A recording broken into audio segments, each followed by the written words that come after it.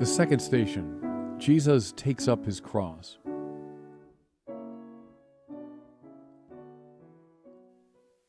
All of us sinners tend to see the universe turning around our egos, our needs, our projects, our plans, our likes and dislikes.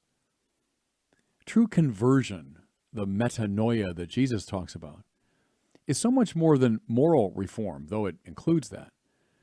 It has to do with a complete shift in consciousness, a whole new way of looking at one's life. Jesus offered a teaching that must have been gut-wrenching to his first century audience. If anyone wishes to come after me, he must deny himself and take up his cross daily and follow me.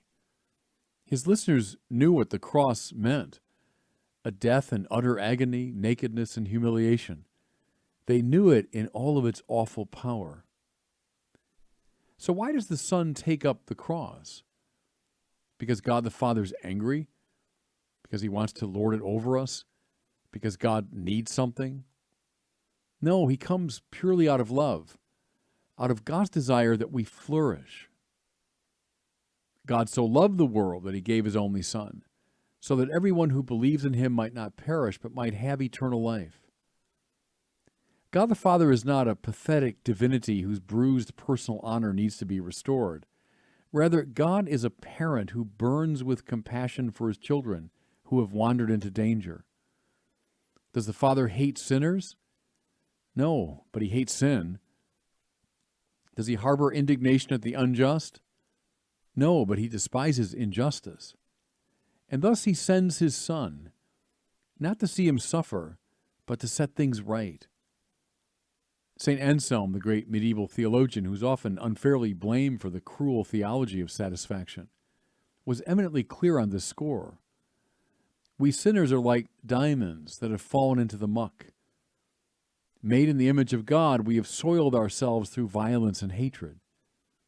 In his passion to reestablish the beauty of his creation, God came down into the muck of sin and death and brought the diamond up and polished it off. In so doing, of course, he had to get dirty. This sinking into the dirt, this divine solidarity with the lost, is the sacrifice which the Son makes to the infinite pleasure of the Father. It is a sacrifice expressive not of anger or vengeance, but of compassion. If God is self-forgetting love, even to the point of death, then we must be such love.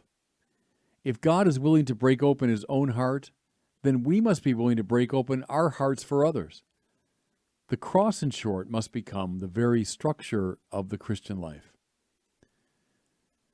There's a line from the illuminator of the St. John's Bible that states, "We have to love our way out of this." There's nothing wimpy or namby-pamby or blind about this conviction. When we love extravagantly, we are not purposely blinding ourselves to moral realities, just the contrary. Love is not a sentiment, but a harsh and dreadful thing, as Dostoevsky said. This is just what Jesus shows on his terrible cross. And this is just what we, his followers, must imitate. Taking up the cross means not just being willing to suffer, but being willing to suffer as he did, absorbing violence and hatred through our forgiveness and nonviolence.